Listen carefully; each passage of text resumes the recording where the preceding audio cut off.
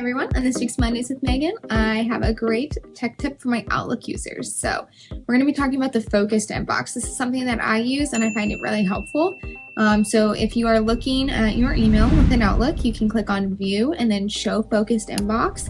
And what that will do is it'll actually sort through your emails and create a focused and then an other.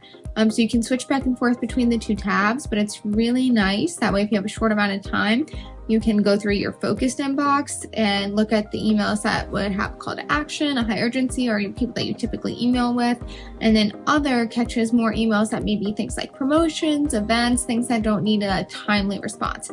Now, this is not bulletproof. It is not perfect. So you definitely want to make sure that you keep an eye on things.